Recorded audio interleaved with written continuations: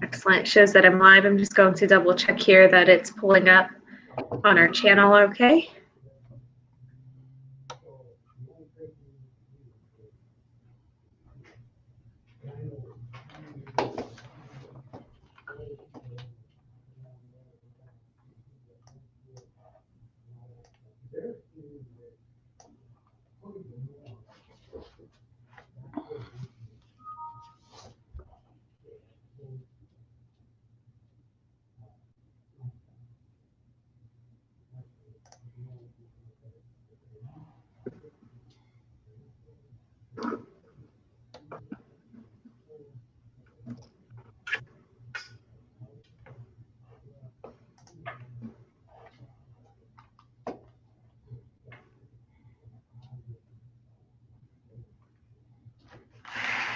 Plug my laptop in before we get started. So let me do that, and then we'll we'll officially kick off. All right.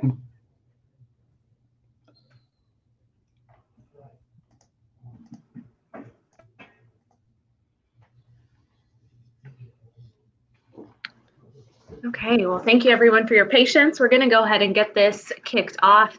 I'm excited to bring to you another business and public safety seminar. I am Juliet Abdel, President and CEO of the Westminster Chamber of Commerce. And if this is your first time watching this video, please be sure that you hit the subscribe button on our YouTube channel where this is airing. And of course, you can also find it on our COVID resource page. That's westminsterchamber.biz/COVID-19-updates. Now, this is our second of two, so we've had one other seminar before, but it's designed to educate our businesses and overall community on best practices and tips and suggestions from our Westminster Police Department. So here with me today, I do have Deputy Chief of Police Todd Reeves. With that, I will actually go ahead and mute myself and have Todd share a little bit more about what his role is, and then touch on kind of broadly what we will be discussing before he goes into more details. If along the way you do see that you have comments or questions that come to mind, we will be providing you with their website, the email, and the phone number for you to make those comments and suggestions known. Or you can always reach out to us directly here at the Westminster Chamber so we can try and be that conduit between our business and our police department as well. So with that, Todd, I will mute myself and you can take it away. Thank you, Juliet. Again, I appreciate the opportunity to be able to be here with the fantastic chamber and be able to talk to the business owners and business workers. One of the things that's really dear to us, I've worked here at Westminster now for 25 years. As a Deputy Chief of Police, one of the areas I'm responsible for is our community outreach and being able to interact with community members, businesses, the chamber, really trying to build bridges and be able to do this policing and safety together as a community as we move forward. Some of the things today that I want to expand a little further in and drill down on is one, furthering those relationships with our businesses and making certain that they know the availability of the police department for yourself, for your employees, regardless of the size of the business, and how we want to integrate better with our businesses to provide them better training and safety for themselves. Talk a little bit about what we're seeing with the trespassing, what we sort of anticipate with the elections coming up, and what some of the fallout may be from that, as along with one of the hotter topics that has really impacted police but has been very involved in our community, mental health, which I'm sure a lot of your businesses, whether through family relationships, customers, whoever, everybody seems to be really identifying and understanding more about mental health and where we have progressed and how we can assist as a police department in that particular area as well. And then I just want to talk a little bit about the training that we have for employees and how we can help you protect your employees and what you can do better for yourself as a business owner here in the city of Westminster. So with that, I'll start into the first thing that I think we're finding a lot with our businesses that I think really becomes helpful is understanding a policy or development of a policy on where you stand on issues such as the mask law, how you want employees to handle those. We have found that with structures of operations, that if you develop a consistent messaging to provide your employees, then that consistent messaging that's relayed to the customers is a much more consistent and easier way for us to enforce what may become trespass violations or simply just non-compliance with any of the regulations or rules that you want your business customers and employees to abide by. So here at the City of Westminster, one of the things, for example, is we'll make certain that we have each step identified for, say, an apartment complex are really probably number one of our users when it comes during the summertime in their swimming pools. They have hours that they're open and hours that they're closed. A lot of times it's sort of ambiguous because they don't lock gates or they don't have enough structure in place for us to be able to firmly enforce any type of trespassing. So we go through and we'll work with them to make them understand what things need to be in place, what things need to be discussed or talked about, and what the person needs to be advised of for us to have a very strong trespass violation in order for us to enforce that. That's not to mean that even without that, that we won't come out and assist our businesses with any ability to be able to help out when it comes to this. But we are seeing more people seem to be a little bit more agitated. They're less compliant with things. And they want to sort of make a statement when it comes to especially the mask law and being able to flout that and have turned that into what they believe is a constitutionally protected right to not wear a mask, although it is clear that through the Tri-County Health Department here in Westminster, the masks are required in public.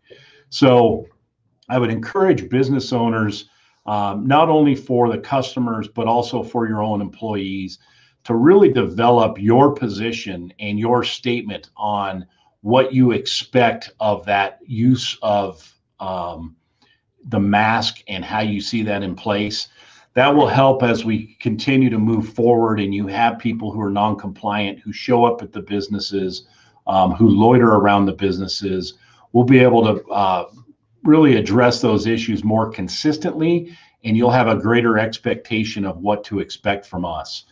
I think that a lot of that also parlays into training for employees, which we would love to be a partner on that. We can certainly help out with coming out to your business, regardless of your size.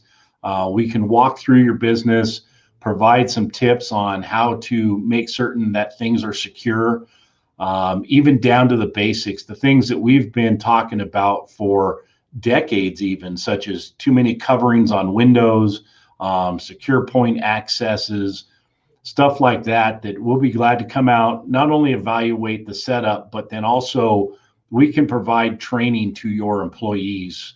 Where we've moved and we've gotten a little bit more robust and a little bit more progressive than some is we'll even move into how to provide safety for your employees should something happen in the workplace, and what things to be looking for, what things to identify, and then should unfortunately something happen, how to respond to that and where it is that they need to be going and how they can report that. We have found that a lot of businesses, especially the larger businesses in our city, have responded very well to this. And the good part about it is when you've got a larger group of employees, having a same response to different issues really helps facilitate organization and safety much greater than if you just had a simple plan. It's a lot like, and I talk about back when we were in elementary school and we all learned what to do when the fire alarm goes off, and we have a clear understanding. And they really pressed in that you calmly leave the building, you understand the exits, and fantastic. The difference is now what we're seeing in businesses in some places is unfortunately a lot like our schools. We're starting to be able to prepare and plan for even things that are a little bit more hostile, situations that may be a little bit more scary or intense. And we find that training and having a plan in place really helps not only provide comfort for employees and for the employers, but it really helps facilitate a better response to anything that could occur in that workplace. So we'd be more than glad to come out and provide that to any of our businesses and their employees, understanding that sometimes you can't hit the entire group at once.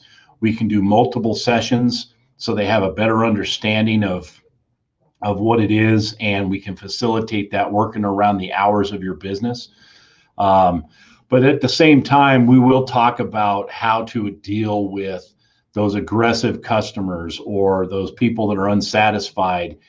From our perspective, what we've seen in the impressions of de-escalation, and that's one of the things that the police department, I think, has really stressed and has done a good job with is that de-escalation of agitated people or those that are irritated, and being able to provide that training to understand not just that human behavior, but also what your capabilities are and what things that each person is capable of doing or what they may not be capable of doing, I think is just as important to understand as an employer. So again, we're available for that, and we can drill further down into that at an actual meeting if you'd like. But really what we've told people is if you have a plan, that's the best thing you can do, is just develop a plan, a lot like your fire alarm plan, for any type of situation to where you can defuse situations or you can vacate the premises in a safe manner to be able to protect yourself and other employees. And that's what it boils down to. The other part of it is employee safety coming and going from work. Hours. We've worked with business parks and other places where things may be really dark. They may not be well lit. As you know, with police departments, we're real big on lighting, and we like the fact that when you have a lot of lighting, that really does provide not only comfort for the people, but it also deters crime, and it doesn't give an opportunity to others that may want to be able to take advantage of that. So we'll come out, we'll evaluate those things as well. And we've worked with different places to be able to increase or change the lighting to be able to increase that safety. The other aspect of that is that's out there, and 10 years ago, we would have never discussed about surveillance cameras merely because of the costs and how expensive they were. But surveillance cameras have become very affordable, and they're very effective tools.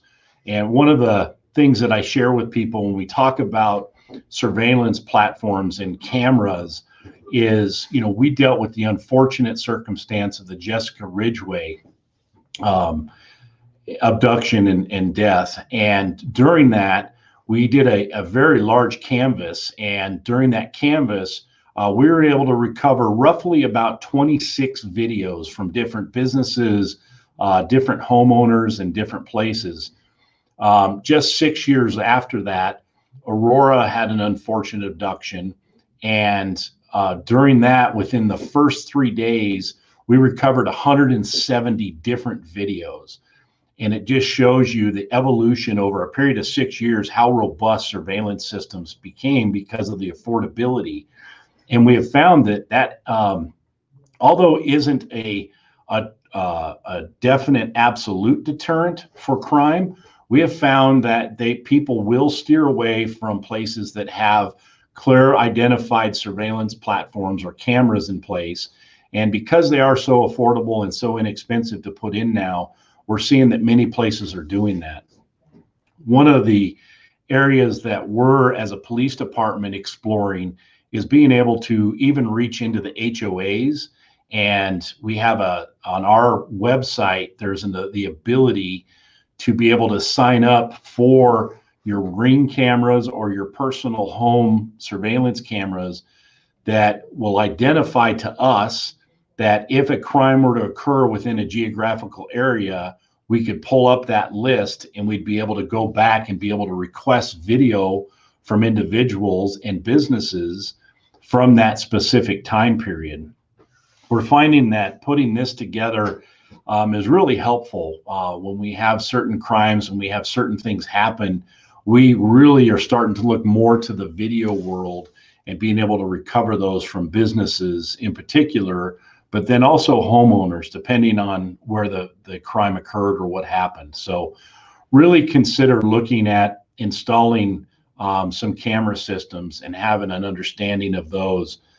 They're really inexpensive, and we can help out also.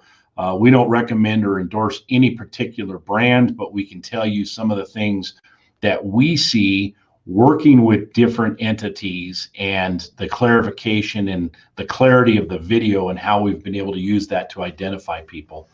So continue to move forward with that. The other aspect in this parlays into all of this is dealing with, and I know that Juliet, we talked a little bit about the trespassing and the people hanging around last time and some of the limitations that the police department has in enforcing that trespassing, mostly because our jails aren't accepting people and related to the COVID. But we're continuing to impress upon our police officers the importance of going out and making these contacts, dealing with these individuals, and seeing what we can do in order to facilitate getting them to move on.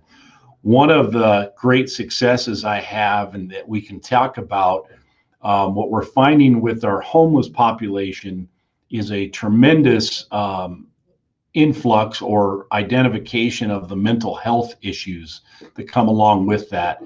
And last time that we had spoken, we'd only been a couple months into our co-responder program, which is licensed clinicians that are embedded with our police department that will respond out to calls when there's indications of that.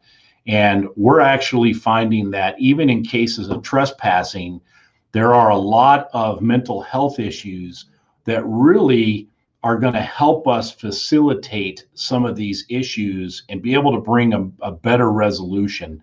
And what I mean by that is some of the examples is we actually had a trespass at a business, and the police officer recognized that there was some underlying behavioral issues with the individual, was able to call out the clinician with them, which, you know, they're here in the office or they're out riding with the police officers, depending on their availability.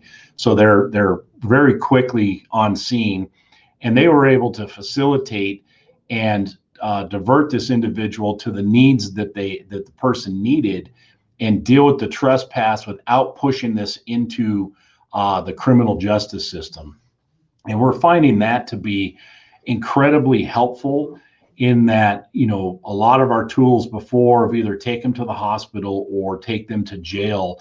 It has really opened up our ability to be able to properly handle situations or things that we're dealing with in a professional manner and provide the resources for those that may be suffering from some behavioral health issues to get them into a program without having to criminally charge them and start a cycle where they end up not being able to go to court or they can't afford the court. We can push them into that process. And we're working very closely with our municipal court to develop a diversion program where if someone were to create a problem or an issue at a business and we were to identify there was a behavioral health issue, we could move them towards the behavioral health path, get them the help they need. But should they not follow through or should they not be successful, then the judge can step in, either mandate it, or we can hold them accountable for the criminal violation that originated that contact. So we're really trying to open our minds when it comes to these things and trying to be unique in our approach and not just rigid in either jail or the hospital, and having that availability of options that we can really, instead of dealing with the problem and moving forward, actually deal with the illness and try to ensure that the problem doesn't reoccur, which is our ultimate goal. Some of the statistics that I'll share with you have been very encouraging to this point. Although we've had we had about 150 calls that are identified as behavioral health issues last month. And during those 150, we were able to send out our co-responders to roughly 75 of those. I know it's only half, but after we instituted this program with 2 clinicians, we found that there is much greater need that in the future we'll start steering towards bringing on more of these clinicians should this program continue to progress and be as positive as it has been. But since it was new to us, we wanted to start slowly. We wanted to make sure we were doing this correctly. And we wanted to make sure we were providing what we needed for the community in a professional manner without overburdening the system. And so with them responding out to 75 mental health calls in the month of September, what that means for us as a police department is that 75 times that we were able to get a professional to deal with the mental health immediately and direct them to resources that have a better chance at helping them and keeping them out of the criminal justice system. What's that mean for a business owner? What that means is there's potential that a great number of those we're not going to see reoffend by either shoplifting or trespassing. And because we're able to steer them into that mental health and get them that help, we have started to begin to see results where we're not getting the repeat calls for service reference the same individual because they are getting that mental health that they need, and that's keeping them out of that criminal justice system. So it's really, it's unique to policing, and it's something that we certainly weren't afraid to try or to delve into, but we're finding great success with it.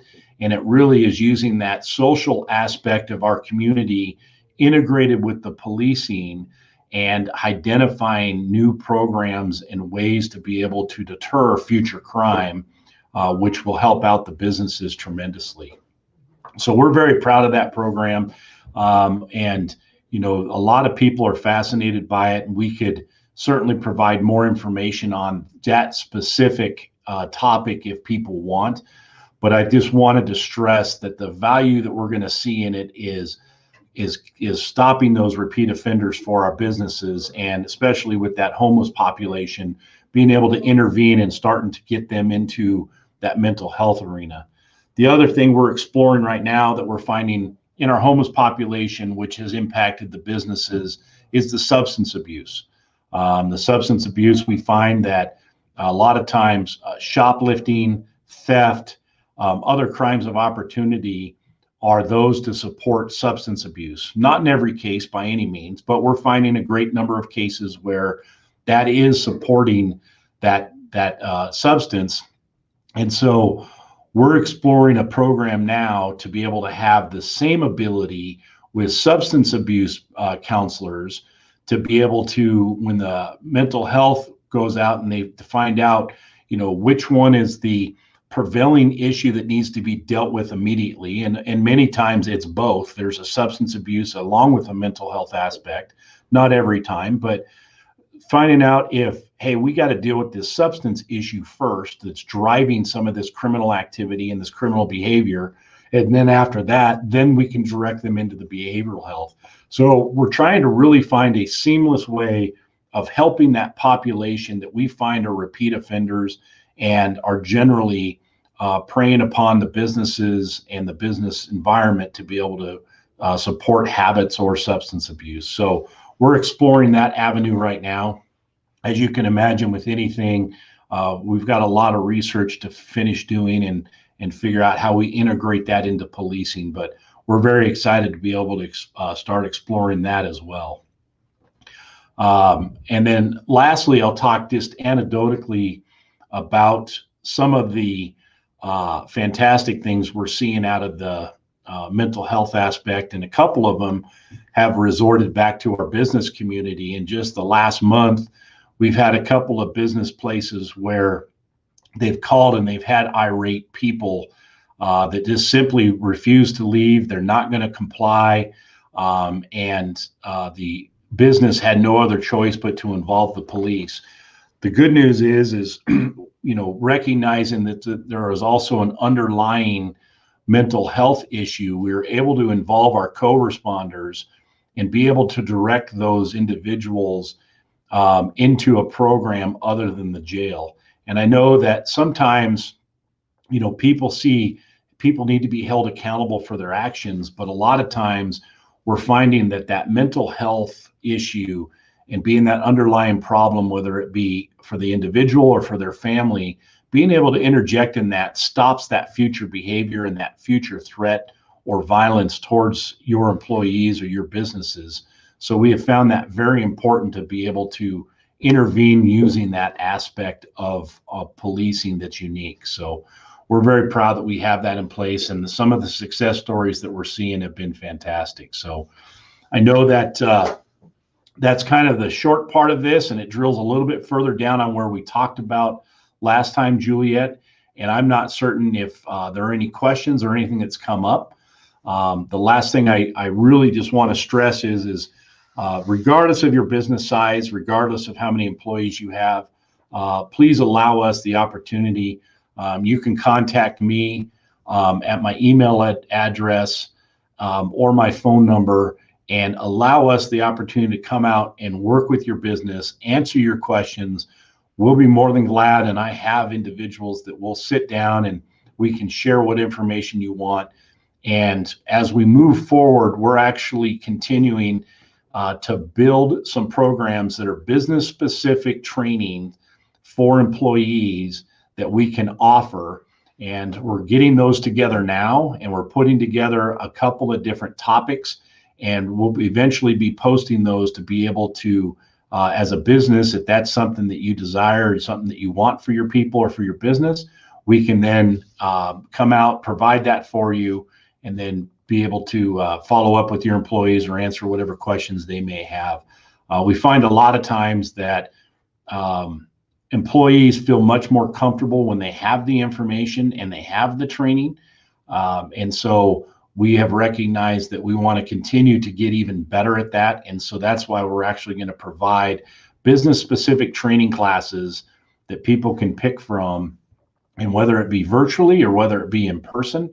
I think now with everything that's going on, people prefer virtually, but be able to provide that to the employees. And so we're going to be really excited to be able to start introducing some of that as well. So I do, again, Juliet, really appreciate the opportunity to be here with you and to be able to discuss some of these things.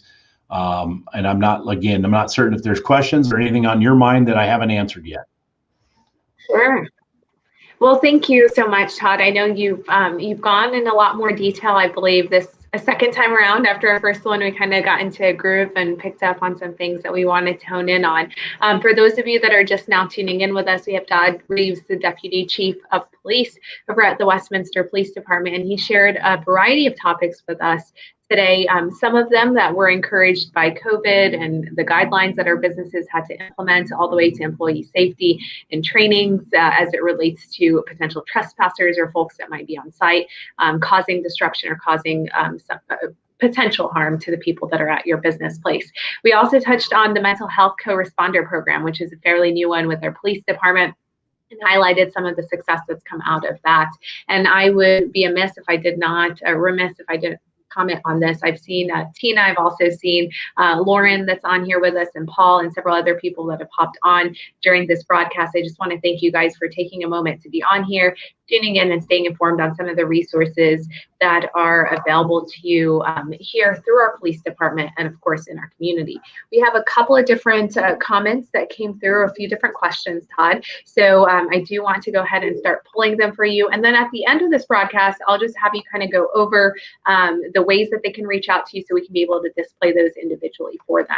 The first question that came through came earlier, and that was related to trainings. You'd mentioned going in and offering trainings to the businesses. Was that at no cost, or is this something that the businesses Yeah, and that's a great paying question. for? I feel bad for not mentioning that. It absolutely is at no cost. I think it is an honor and a privilege to be welcomed into your business and to be able to interact and train with your employees. And so it absolutely is at no cost. And I'll even tell you that if you allow us that opportunity to come in and start talking and interacting with your people and yourself, we'll even bring the donuts, if that helps at all. So clearly we don't have the health and wellness co-responder program in place for the PD yet. But no, I thought that's definitely a nice question. Thank you for going in detail. I think that's a great resource, especially since there's no cost behind it. Tina Francone, so there were two Tinas that were on here. There was Tina Silver and Tina Francone. Tina Francone is providing us a question, and she's asking, are the behavioral health professionals employees of the PD, or are they more kind of contracted, or another great question. So right now they are not actual employees of the police department. The way that our behavioral health system is set up in the state of Colorado, they still have to have oversight from trained psychologists, and there's a few things that go with that. You have a lot of HIPAA protections, which is the Health Information Portability Act. And really, frankly, ethically, as a police department and as police officers, we don't want to get involved in people's personal health issues and behavioral health issues. So what we have done is we have contracted with the Community Reach Center, which has supported the Adams County and Broomfield areas for quite some time in a lot of aspects. They do our social detoxification. They've always been a very strong partner in the mental health arena. And so when we began this program, we actually worked side by side with Community Reach Center to develop this program in order to have the best system in place for those community members, to ensure them the privacy, ensure that we're in compliance, and then also have those resources to be able to direct people. So right now we contract with Community Reach Center, and they are our providers. Although the employees work for Community Reach and they're supervised by Community Reach Center supervisors, they are positioned here in the police department. So it's a very unique relationship in that they are not our employees, but they went through training on how to understand what police officers do and why they do certain things, why they stand certain ways, how to make certain that a scene is safe, all the way down to we had to teach the clinicians how to use a radio, a police radio, so they could remain outside of a scene and listen to the radio to come in. So after we went through all of that training and instituted this, we were, expecting some hiccups and some issues, but it really has been flawless for us. It's been a very seamless relationship to this point, and it's worked out so well that leaving them as Community Reach employees probably is the best for the individuals, for the community, and for the police department. And so that's what we have continued to do, and that's what we intend to do for the future. Yeah, I just think that there's so many benefits to the way that you've structured this, as opposed to kind of having them internalized from the city. But it's nice to see that you're providing them with the training so that they're not in a position that's compromised, or that they wouldn't know how to seek assistance if you were needing it while they're on site. So I think those are some tremendous points that you guys have thought through pretty well. Leadership Science Institute, I see Wayne, he was just sharing that he's sorry for being on late, but he is watching it from the start. So appreciate you hopping on. Better late than never, Wayne. That's best saying that we have out there. So as folks are starting to comment any remaining questions that they might have, I know I had a question earlier on, and this was related to the ringing cameras that you mentioned earlier. Todd, you shared that there's a website that it can be linked to and that you all might have access to that as well. Can you tell me a little bit more about what that looks like? Because this seems more residential side, right? I mean, you can implement it in your business, but most of the time with business, you have the security cameras. So this would be geared more toward the residential community. What does that mean for the residents? And how so right now, that resource? Go to our website at the City of Westminster, US/police. There'll be a link where they would be able to register their camera, or just the thought that they have a camera. We don't get access to the camera or the footage or the video. And we're also looking to take this even more robust. And really, it's just for us to get an idea of where there are cameras at. And so what we will do is if a crime occurs, whether it's a business or a residential, they can register the fact that they have a camera or a system. And then if a incident occurs or there's a crime that occurs, we can go to that list and identify the different addresses that we think may have or may not have video. And then we'll contact that business owner or that residential owner and tell them a date and a time period and an idea of what we're looking for, and ask them to review their video. And if they have something, then we'll work with them to be able to recover that video. But it's really just trying to get out there and use some of the resources that are already in place. But I think it's very important to reiterate, it does not give us access to your video system. It does not give us access to anything personal or anything in your house or business. It just simply lets us know that there is a camera in that location.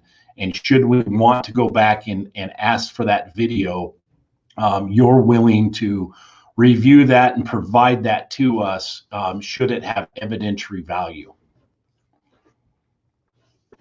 And this would be no different. And I like to preface this because there are those of us that feel like, you're giving too much information out. And so I'm glad that you answered by saying, you're not necessarily giving us access to your camera. So it's not like we're just sitting there with popcorn watching what you have going on. Right. Right. You've got a lot of other things that you're servicing and doing. But I would probably equate this to more of like if you have a security system, right? If you had like ADT, for example, or one of those folks, and something were to transpire and they might alert back the PD or let you guys know that there is something that's going on, so that the response on that might be faster than if you're in a position that you can't pick up a phone and let people know that there's something happening. Yeah, very good. Exactly the same conduit of how this system works and what we're hoping to gain out of it. And we're finding that on a lot of these things, when we go out and do our canvases, there's just so much video out there anymore. And not just necessarily cell phones, but those home security cameras and businesses, where we're able to reconstruct things that maybe we didn't know in the past. An example for us is a bank robbery where, we go to the bank and generally had to rely upon either the bank surveillance or the tellers for a lot of that information. And that's great for the property and the grounds around that bank. But what we're finding is then when we expand into the neighborhoods and to other businesses, we may find where they parked a car, or someone may have been waiting for them, or even a half hour before, where we may see a car continually driving by and be able to identify suspects that way. So it's really trying to utilize what's out there now and getting better at policing and reconstructing crimes away from just the normal businesses' cameras. Thank you, Todd, for that. And, I received kind of a side comment, and I have a lot of folks that are starting to tune in with us. Thank you guys for hopping on. I see both Brian Dice, Brian Head, and Vanessa DeMont. This is more of a comment. So when we talk about the mental health and co-responder program very early on, which I'm, pleased to see that the demand is there a lot more than even expected. So that shows that there is that need. And even though we've hit that 50%, 50% is better than if we had not been addressing it at all. So I think it speaks volumes that we've been able to implement programs that have proven to be that successful in such a short period of time, because this isn't something that's been ongoing with our PD. This has been kind of a newer program that you guys have had.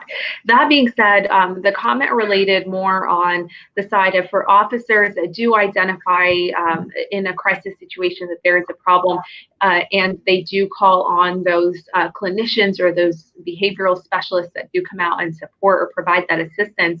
Are there issues that are happening as far as transference of those victims? So for example, if they do need to go to a hospital or an ER or something like that, is there cost prohibitive problems that arise along the way, or what has been that experience with servicing somebody who is experiencing an issue with behavioral health and trying to get them resolved and provide them with treatment that may be accessible to them?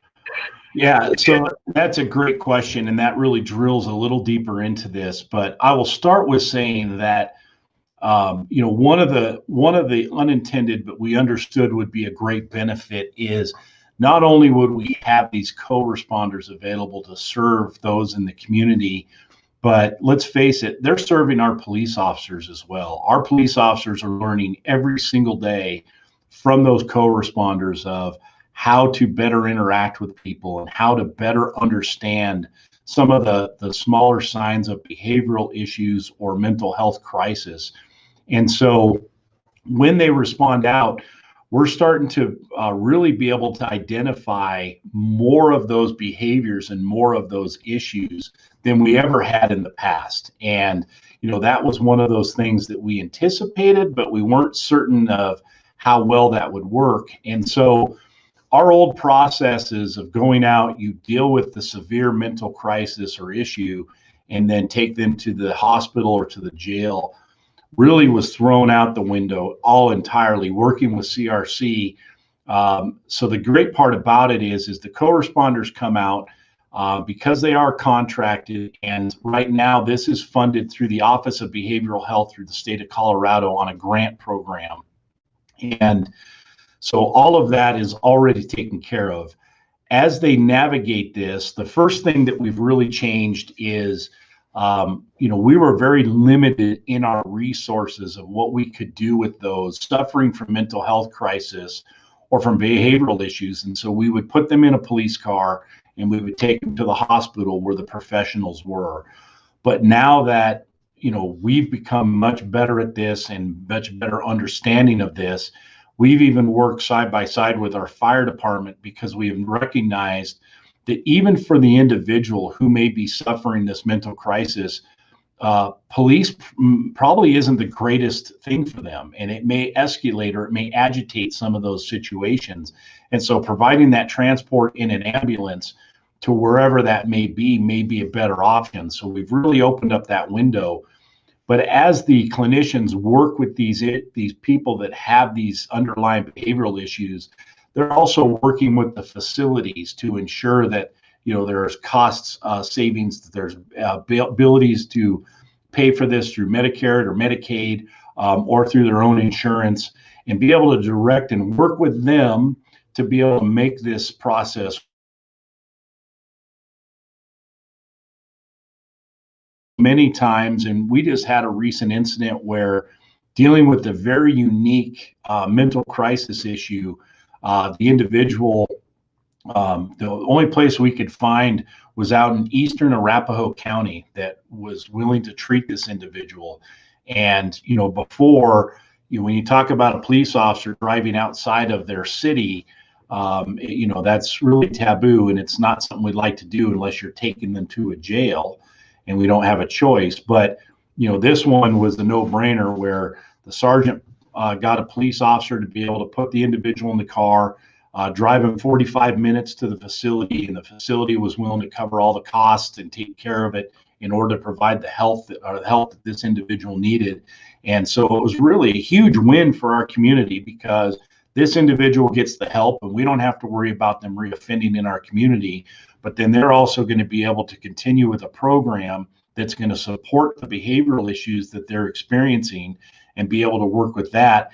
And on the last part of that, our co-responders are now very familiar with that person, which before police did not ever track behavioral issues. We would respond out, deal with it, and then we'd move forward because it was sensitive information. We didn't share it, we didn't move it forward. Well, they now track all of that. So if the same person happens to come up a second time, they already know what the issues are and what things that they've already tried, so they can then move them into different programs and find out, what things can be done or what things are going to work best. So it really is them working in that medical world and navigating that as far as it's related to costs, but then also what's best for that individual. Well, and thank you for going in a little bit more detail on kind of how the program is run off of a grant and how that's funded and structured, because it's a little bit different than your general mode of operation for the PD and the allocation of dollars that you have and what you can do for the community at large. We have a couple of questions that came through, so we're either doing a great job or we have lit the fire on something today. But this question comes to us from Wayne over at Leadership Science Institute. Again, he had mentioned that he was hopping on here a little bit later after our broadcast start time, so he's not entirely sure if we've gone in on detail. I know that we've touched a little bit as it relates to officers responding and looking for those signs and indications from somebody that they might be dealing with, that it is a behavioral concern or an issue, then they reach out to those clinicians. What about from the business standpoint and maybe the employee side? Are there factors that they can take into account that make them understand that it might be something that's underlying or different, or should they address it as a concern immediately and raise the their level of security by calling on PD to instead take that into their hands? Yeah, and that's a great question, and I will start with telling you that as we're learning more about this and we're trying to better understand this, there are many signs that for decades have gone unnoticed by police officers because we simply just never had the training in the mental health world and in that behavioral issues that to be able to recognize even the small nuances. So even police officers every single day right now are learning to recognize some of those symptoms or those behaviors that really should involve more of a co-responder. And I say that because for our first month, we started this program, we launched it in July. August was our first full month of implementation. And so we really only have 2 months worth of data. And so after our first month of that being in place, the first thing we recognized is that police officers were incredibly undereducated in recognizing those symptoms and those behaviors that we would need to get mental health resources more involved.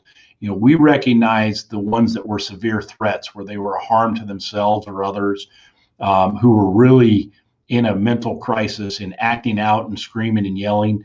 Those smaller underlying issues that you talk about and identifying those, we're still learning as well. But what we are doing is we're developing a training with our co-responders right now that we would be able to bring out for those businesses for what behaviors to look for and what things to recognize. Remember that behavioral issues and mental crisis isn't always about them harming themselves or others.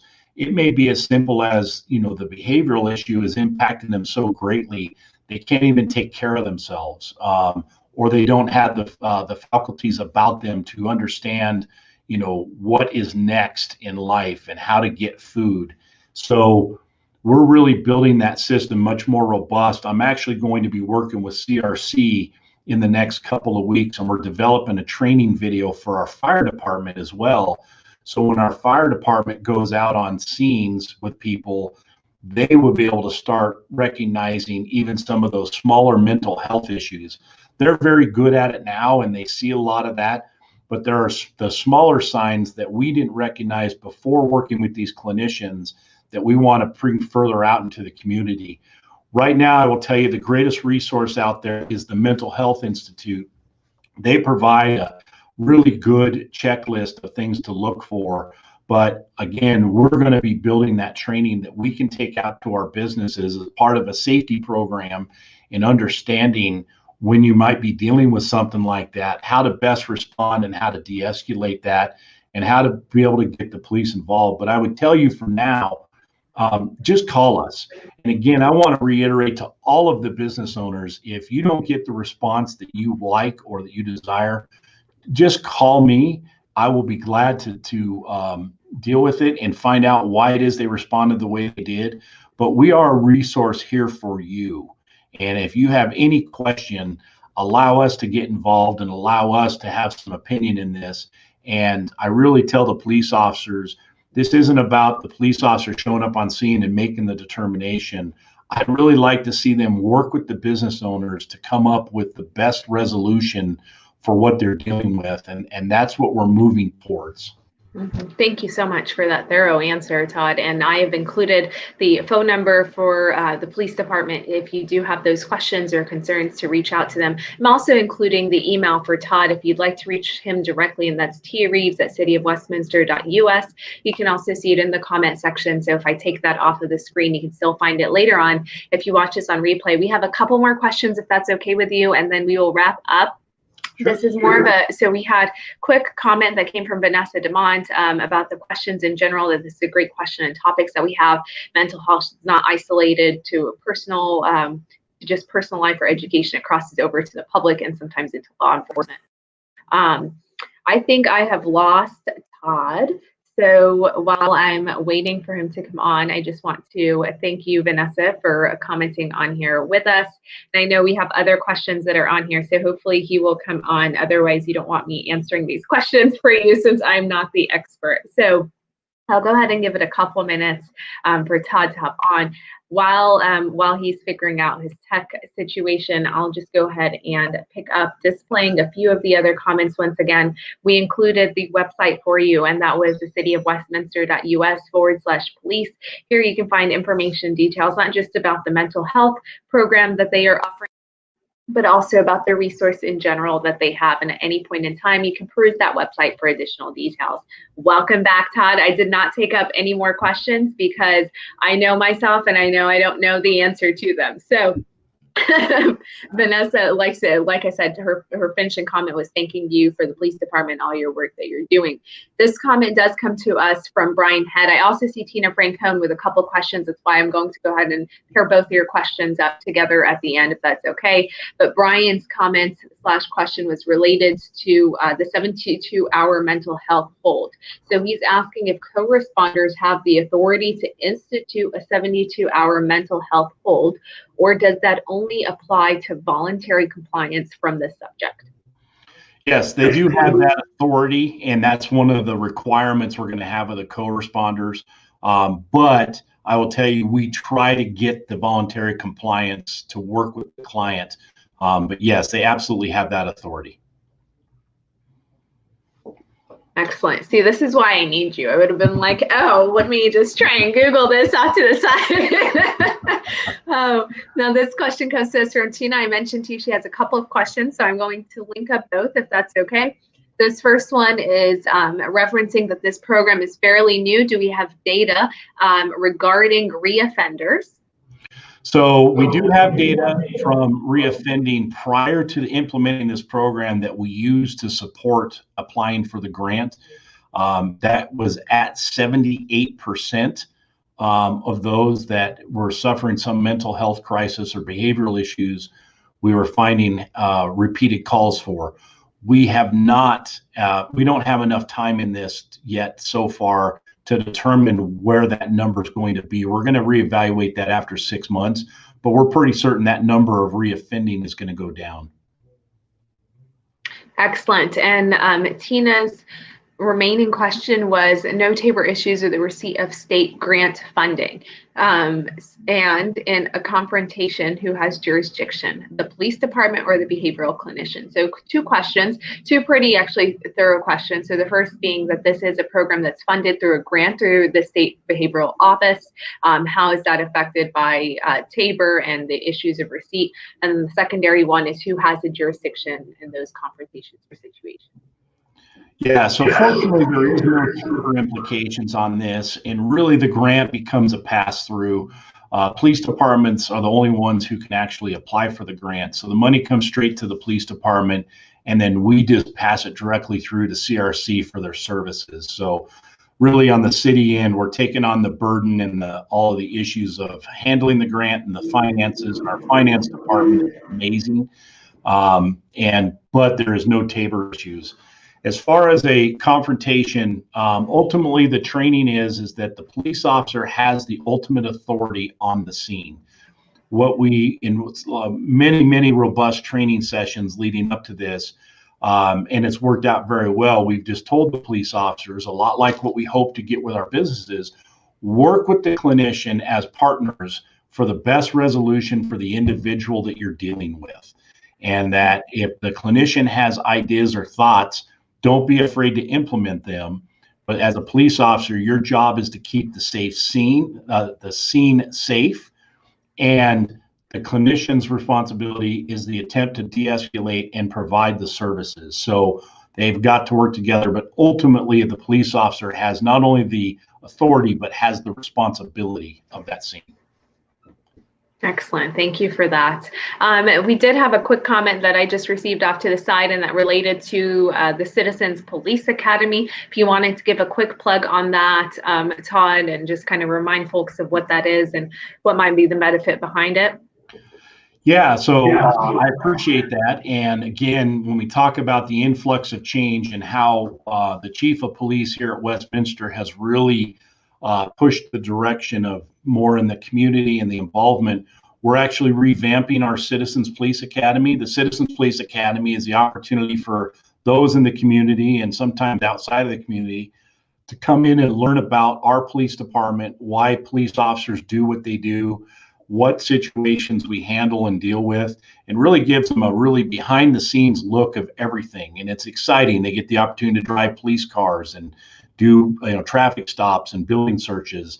We're looking right now to, it's a very big commitment as it stands right now, and it's a 10 to 12 week, 10 week normally academy, 4 hours every Wednesday night. And we recognize that a lot of people don't have that time or that availability to give up that much. So we're actually looking to break this down into 3 different areas of classes that we're going to introduce beginning virtually because of this era of COVID. But we're going to break it down to make it easier for people to be able to give up some time and become educated. And then the classes will just build on each other. So as you get deeper into it, you'll learn more behind the scenes. But the first will provide the general overview and what police experience and what things they deal with. And then we'll start getting into some of the tactics and some of the issues. And then we'll get into the actual hands-on and people who want to try those things and do those things. We're always open for those that want to voluntarily ride the taser. That's always fun for us to watch, but not many people really ever step up for that. So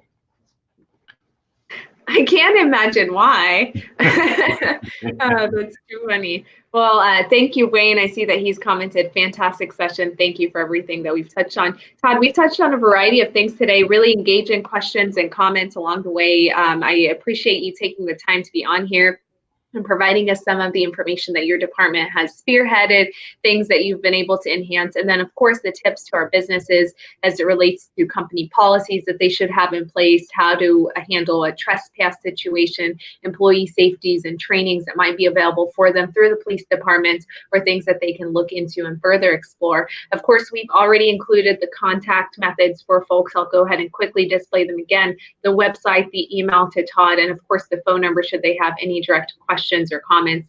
This was our second of 2 business and public safety seminars.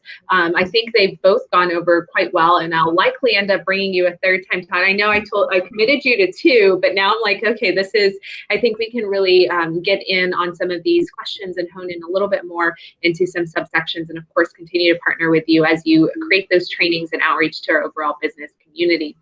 And it was my pleasure to have you on here with us. And if for those of you that are watching or maybe hopped on later on to this broadcast, you can always rewind and rewatch at any point in time.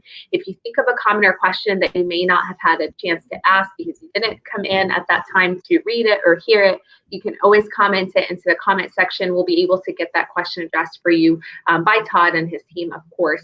And if you found this to be valuable, which I know most of you have, we have started doing some of our features as it relates to different entities within our city, if that makes sense, on our YouTube channel here on the Westminster Chamber of Commerce page. So this is not being streamed on our Facebook, but it is being streamed here, and we'll link it to our COVID resource page as well. So if you can do your part in sharing this out to your network, that would be fantastic. You can do so by just hitting the share button and linking it over to your Facebook page, your text message platform, your Twitter accounts, and every other social thing that you could probably imagine at the palm of your hand. Long-winded, but a lot of great information that I wanted to throw out your way. Of course, thank you so much, Todd, for fitting this in your morning. We got it done in an hour as promised, and I look forward to seeing you again soon. Thank you. I appreciate this opportunity. Of course. Bye-bye. Bye. Mhm.